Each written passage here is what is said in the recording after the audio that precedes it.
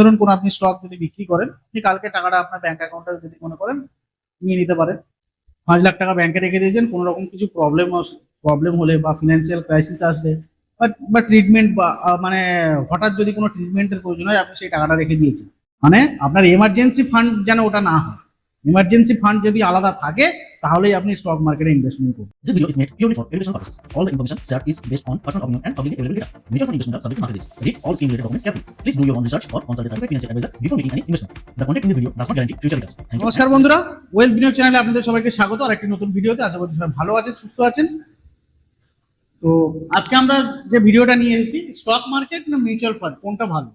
আপনি কি বিনিয়োগ করতে চাইছেন কিন্তু আপনি নিজে কনফিউজড আছেন যে কিসে ইনভেস্টমেন্ট করবেন, স্টক মার্কেট ইনভেস্টমেন্ট করবেন না মিউচুয়াল ফান্ডে ইনভেস্টমেন্ট করবেন, কোনটা আপনার জন্য ভালো হতে পারে।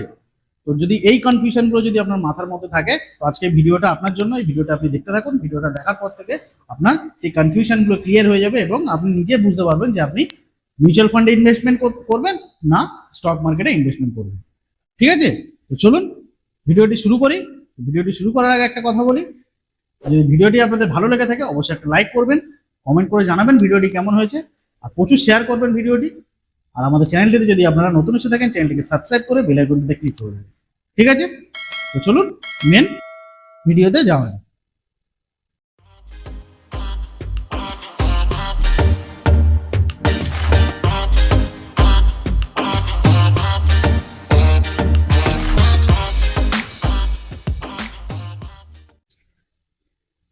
প্রথমে আমরা কি দেখবো, stock market versus mutual fund. প্রাথমিক পার্থক্যটা একটু দেখে নিই। স্টক মার্কেট এবং মিউচুয়াল ফান্ডের মধ্যে প্রাথমিক পার্থক্যটা কি আছে। স্টক মার্কেট মানে আপনি সরাসরি কোম্পানির শেয়ার কিনছেন, তাই তো। স্টক মার্কেট ইনভেস্টমেন্ট করা মানে কি, আপনি ডাইরেক্ট কোনো কোম্পানির শেয়ার বা কোম্পানির কোনো অংশীদারিত্ব আপনি ডাইরেক্ট কিনছেন। মিউচুয়াল ফান্ড মানে কি, মিউচুয়াল ফান্ড মানে আপনি পেশাদার ফান্ড ম্যানেজারের মাধ্যমে অনেক শেয়ার বা বন্ডে একসাথে বিনিয়োগ করছেন। ঠিক আছে, মানে আপনি ডিরেক্ট আপনি শেয়ার কিনছেন না, আপনার হয়ে একজন পেশাদার ফান্ড ম্যানেজার আছে যিনি আপনার হয়ে শেয়ারে ইনভেস্টমেন্ট করছেন। ঠিক আছে, উদাহরণ ধরুন রিলায়েন্স ইন্ডাস্ট্রিজের একটি শেয়ার কিনতে হলে ধরুন 3,000 টাকা লাগতে পারে। একটা শেয়ারের দাম ধরুন 3,000 টাকা। তো আপনাকে যদি আপনি ডাইরেক্ট যদি শেয়ার মার্কেটে যদি আপনি মানে ইনভেস্টমেন্ট করতে যান, তো আপনাকে তো মোটামুটি একটা শেয়ার তো আর ভেঙে ভেঙে দেবে না, আপনাকে মিনিমাম একটা শেয়ার তো কিনতেই হবে, তাই তো। একটা শেয়ারের দাম যদি 3,000 টাকা হয় আর আপনি মানে তো আপনি আপনার পক্ষে তো কেনা ধরুন সম্ভব নয়, তাহলে আপনি কি করবেন। তার জন্যই অপশন রয়েছে মিউচুয়াল ফান্ড। কিন্তু একটি মিউচুয়াল ফান্ডে কি হয়, আপনি 500 টাকার এসআইপি করে আপনি 20 থেকে 30টা কোম্পানিতে একসাথেই কিন্তু ইনভেস্টমেন্ট করতে পারেন। মানে এরকম এই যে 3,000 টাকাটা আপনার যে লাগছে এখানে, সেখানে আপনার 3,000 টাকা লাগবে না একটা শেয়ার কিনতে। দেখা যাচ্ছে আপনার মতো আরো 10 জন আছে। ঠিক আছে, আপনার মতো আরো 10 জন আছে, সবাই ওই রকম 500 করে ইনভেস্টমেন্ট করছে।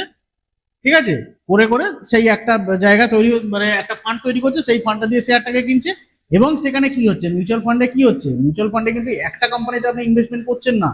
ঠিক আছে, সেখানে কি হচ্ছে, আপনার 20 থেকে 30টা কোম্পানিতে ইনভেস্টমেন্ট করছেন আপনি।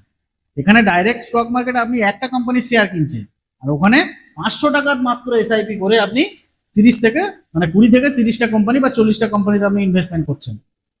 ক্লিয়ার? রিটার্ন কম্পারিজন, কে কত লাভ দেয়। স্টক মার্কেট আপনি নিজে থেকে ঠিক করলে ভালো সময়ে 15 থেকে 20% বা তার বেশি রিটার্নও আপনি পেতে পারেন। ঠিক আছে, কিন্তু ভুল সিদ্ধান্ত হলে বড় লসও কিন্তু হতে পারে।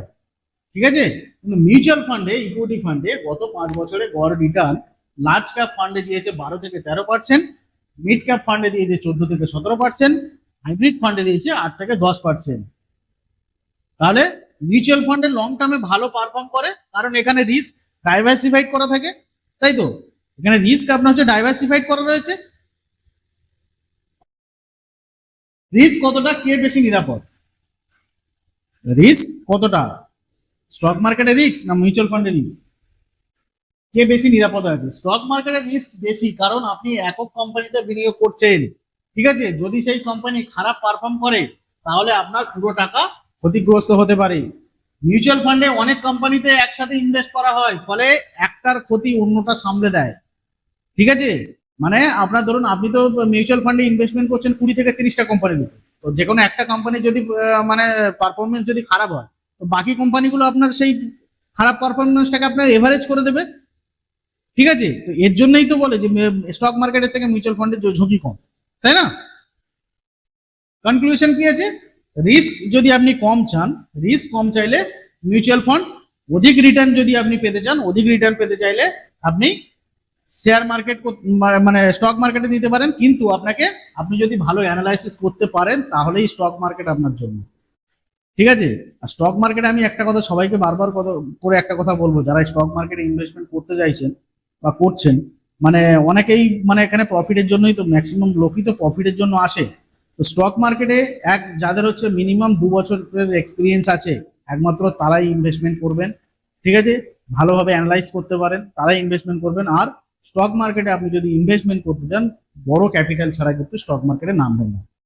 ঠিক আছে, মিনিমাম আপনার কাছে 15 থেকে 20 লাখ টাকা থাকতে হবে, তারপরে আপনি স্টক মার্কেটে নামুন, না হলে কিন্তু বেকার কিচ্ছু বুঝতে পারবেন না।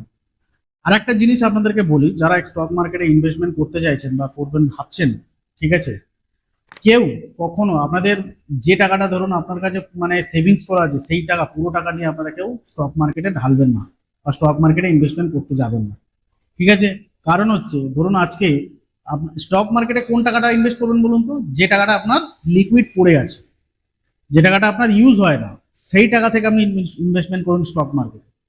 ঠিক আছে, ধরুন আপনি রেখে দিয়েছেন 5 লাখ টাকা, আপনি 5 লাখ টাকা ব্যাংকে রেখে দিয়েছেন, কোনো রকম কিছু প্রবলেম হলে বা ফিনান্সিয়াল ক্রাইসিস আসলে বা ট্রিটমেন্ট বা মানে হঠাৎ যদি কোনো ট্রিটমেন্টের প্রয়োজন হয়, আপনি সেই টাকাটা রেখে দিয়েছেন। তো এবার সেখান থেকে নিয়ে আপনি ভাবছেন যে স্টক মার্কেটে সেই পড়ে আছে তো স্টক মার্কেট লাগাও, না, এটা করবেন না। ঠিক আছে, আপনি স্টক মার্কেটে ইনভেস্টমেন্ট করে দিলেন, ঠিক আছে, টাকাটা ইনভেস্টমেন্ট করে দিলেন, দেখা গেল আপনার কোনো একটা এমার্জেন্সি চলে এলো, হতে পারে সেটা হসপিটালিটি হতে পারে বা কোনো রকম কোনো ফাইন্যান্সিয়াল ক্রাইসিস হতে পারে। আপনার তখন সেই টাকাটা কি করতে হবে? তখন সেই স্টক মার্কেট থেকে আপনি টাকাটা ভাঙিয়ে নিতে হবে, টাকাটা সব যা স্টক থাকবে সেই স্টকটা আপনাকে বিক্রি করে টাকাগুলো তুলে নিতে হবে। এইবার যদি তখন যদি মার্কেট যদি পড়ে থাকে বা আপনি যে স্টকগুলোতে আপনি ইনভেস্টমেন্ট করেছেন সেই স্টকগুলো যদি মাইনাসে থাকে, যদি নেগেটিভ পারফরমেন্সে থাকে, তাহলে তো আপনার গেল, মানে আপনার তো লস তো অনিবার্যই হবে। সেই জন্য যে টাকাটা স্টক মার্কেটে ইনভেস্টমেন্ট করবেন, ভাববেন যে সেই টাকাটা আপনার কাছে নেই। ঠিক আছে, যদি আপনার মানে সেই টাকাটা যদি ফ্রি থাকে, ঠিক আছে, মানে আপনার এমার্জেন্সি ফান্ড যেন ওটা না হয়, এমার্জেন্সি ফান্ড যদি আলাদা থাকে তাহলেই আপনি স্টক মার্কেটে ইনভেস্টমেন্ট করুন। ক্লিয়ার?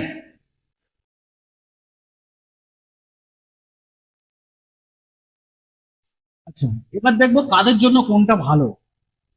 যারা বিগিনার তাদের জন্য হচ্ছে মিউচুয়াল ফান্ড বেটার, কারণ অল্প জ্ঞানেই পেশাদারদের সাহায্যে বিনিয়োগ করতে পারেন। ওয়ার্কিং ওয়ার্কিং প্রফেশনাল যারা, তাদের জন্য হচ্ছে SIP ELSS fund better, auto debit দিয়ে বিনিয়োগ হয়, সময়ও বাঁচে। সেলফ লার্নার প্লাস হচ্ছে টেকনিক্যাল নলেজ যাদের আছে, তারা স্টক মার্কেট ট্রাই করতে পারেন, তবে কম টাকা দিয়ে শুরু করুন। ঠিক আছে, সিনিয়র সিটিজেন বা রিস্ক অ্যাভার্স গ্রাহক যারা, তারা ডেপ্ট ফান্ড বা হাইব্রিড ফান্ডের হচ্ছে এদের জন্য ভালো অপশন। ঠিক আছে, তাহলে স্টক মার্কেট কাদের জন্য? একমাত্র যারা হচ্ছে সেলফ লার্নার বা টেকনিক্যাল নলেজ যাদের আছে, যাদের হচ্ছে এক্সপিরিয়েন্স আছে। ঠিক আছে, আজকে আমি ইউটিউবে 10টা ভিডিও দেখে নিলাম, 10টা ভিডিও দেখেই যে আমি স্টক মার্কেটে ইনভেস্টমেন্ট করতে পারবো এটা কিন্তু নয়। আমার চ্যানেলেও কিন্তু ভিডিও আছে স্টক মার্কেট নিয়ে, স্টক মার্কেটের আমিও স্টক মার্কেটে শেখাই। ঠিক আছে, স্টক মার্কেটের আমারও সেশন আছে ইউটিউবে, আপনারা যারা জানেন না তারা যদি মনে করেন আপনারা শিখতে পারেন। ঠিক আছে, আমার মানে একটা সিরিজ আমি চালু করেছি, সেই সিরিজটা চলছে কিন্তু কন্টিনিউ। ঠিক আছে, কন্টিনিউ সিরিজের ভিডিও দেওয়া হচ্ছে। তো এই 10টা ভিডিও বা 20টা ভিডিও দেখেই যে আপনি স্টক মার্কেট সম্বন্ধে সবকিছু জেনে যাবেন বা শিখে যাবেন তার কিন্তু কোনো মানে নেই, বারবার বলছি আপনাদের।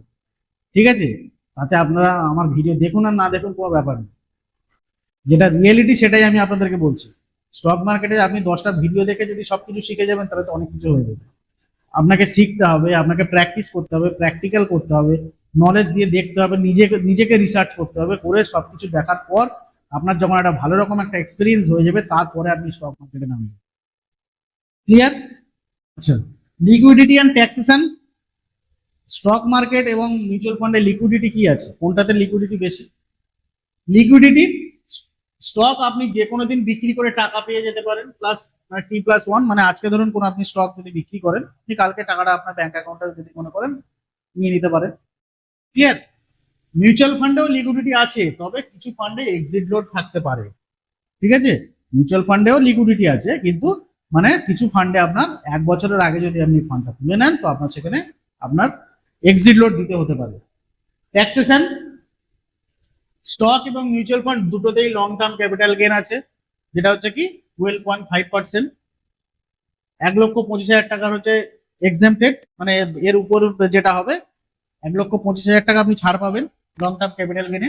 আর শর্ট টার্ম ক্যাপিটাল গেনও সেম, মিউচুয়াল ফান্ডেও শর্ট টার্ম ক্যাপিটাল গেন আছে, আর স্টক মার্কেটেও শর্ট মানে এসটিসিজি আছে, ঠিক আছে। শর্ট টার্ম ক্যাপিটাল গেন এখানে কি 20% ট্যাক্স দিতে হয়, 20%। এখন ইএলএসএস ফান্ড এখানে 3 বছরের লক ইন পিরিয়ড থাকে, কিন্তু ট্যাক্স সেভিংস এর জন্য সুযোগ দেয়, ঠিক আছে। ইএলএসএস ফান্ডও আছে, ইএলএসএস ফান্ডে আপনার 3 বছরের জন্য কিন্তু লক ইন পিরিয়ড থাকে। যারা ইএলএসএস ফান্ড করবেন, ঠিক আছে, যারা ইনভেস্টমেন্ট করবেন ভাবছেন, তারা কিন্তু একদম মাথায় নিয়েই থাকবেন যে এই ফান্ডটা কিন্তু 3 বছরের আগে যেন আপনি এক্সিট না করেন, ঠিক আছে, তাহলে কিন্তু এই ফান্ডের কোনো আপনি বেনিফিট পাবেন না। এর লাইভ উদাহরণ একটা দেখি। ধরুন রাহুল স্টক মার্কেটে 50,000 টাকা ইনভেস্ট করে 4 মাসে 12% লাভ করলো, কিন্তু পরে মার্কেট পড়ে গেল, ওর পুরো লাভ উধাও হয়ে গেল। সে বুঝলো কি সিদ্ধান্ত নেওয়া বুদ্ধিমানের ছিল না, মানে ও যে সিদ্ধান্তটা নিয়েছিল সেই সিদ্ধান্তটা ওর বুদ্ধিমানের কাজ করেনি, ঠিক আছে, সিদ্ধান্তটা ওর ভুল ছিল। তো সেখানে আমরা কেস 2 তে আমরা দেখছি প্রিয়া প্রতি মাসে 2,000 টাকা করে এসআইপি করেছিল 5 বছর ধরে। তার গড় রিটার্ন হয়েছে কত, 13% গড় রিটার্ন দিয়েছে। আজ তার ফান্ড ভ্যালু দাঁড়িয়েছে 1.7 lakhs, ফান্ড ভ্যালু ছাড়িয়েছে। সে মানসিক শান্তিতেও আছে, কারণ তার মিউচুয়াল ফান্ডের ঝুঁকি কম ছিল স্টক মার্কেটের তুলনায়, তাই তো। স্টক মার্কেটের তুলনায় তো মিউচুয়াল ফান্ডের ঝুঁকি কম, তাই না। যদি আমার সাজেশন নেন তো আমি একটা কথা বলি আপনাদেরকে, আমার সাজেশনে গেলে যদি আপনি ব্যস্ত থাকেন, সময় কম থাকে, তাহলে এসআইপি মিউচুয়াল ফান্ড ফলো করুন, ঠিক আছে। যদি আপনি পুরো সময় দিয়ে শিখতে চান, নিজে অ্যানালাইসিস করতে চান, স্টক মার্কেট ট্রাই করুন, তবে ধাপে ধাপে, ঠিক আছে, ধাপে ধাপে। একভাবেই আমি সব শিখে গেলাম মানে আমি এক্ষুনি ইনভেস্টমেন্ট শুরু করে দেবো, এটা যেন না হয়। সবচেয়ে ভালো ফল পেতে হলে SIP plus 10 to 15% stock exposure, balance approach, ঠিক আছে। ব্যালেন্স অ্যাপ্রোচটা কি, এখানে কি হবে, আপনার ঝুঁকিও নিয়ন্ত্রণ থাকবে, রিটার্ন বৃদ্ধিরও সুযোগ আছে, মানসিক চাপও কমবে, কারণ ওখানে আমরা এটা ডিভার্সিফাইড হয়েছে। তারপর হচ্ছে আপনার ডাইভার্সিফিকেশন, ঠিক আছে, এখানে আপনার ডাইভার্সিফিকেশন হয়ে যাচ্ছে, যার জন্য ব্যালেন্স অ্যাপ্রোচ বলছি আমি। আপনার মতে কোনটা ভালো, স্টক না মিউচুয়াল ফান্ড? নিচে অবশ্যই কমেন্ট করে জানান আপনার মতে কোনটা ভালো, আমাদের কমেন্টে জানান। ভিডিওটি ভালো লাগলে অবশ্যই একটা লাইক করবেন, কিন্তু ভিডিওটি ভালো লাগলে অবশ্যই একটা লাইক করবেন, আর কমেন্টে জানাবেন আপনার জন্য আপনি কোনটা করতে চাইছেন, মিউচুয়াল ফান্ড না স্টক মার্কেট, ঠিক আছে। ভিডিওটি প্রচুর শেয়ার করবেন আপনার বন্ধু বান্ধবদের সাথে, আর আমাদের চ্যানেলটিতে যদি আপনারা নতুন এসে থাকেন চ্যানেলটিকে সাবস্ক্রাইব করে বেল আইকনটিতে ক্লিক করে দেবেন। তো দেখা হচ্ছে এরকমই কোনো একটা পরবর্তী কোনো হেল্পফুল ভিডিওতে। সবাই ভালো থাকবেন, সুস্থ থাকবেন, নমস্কার।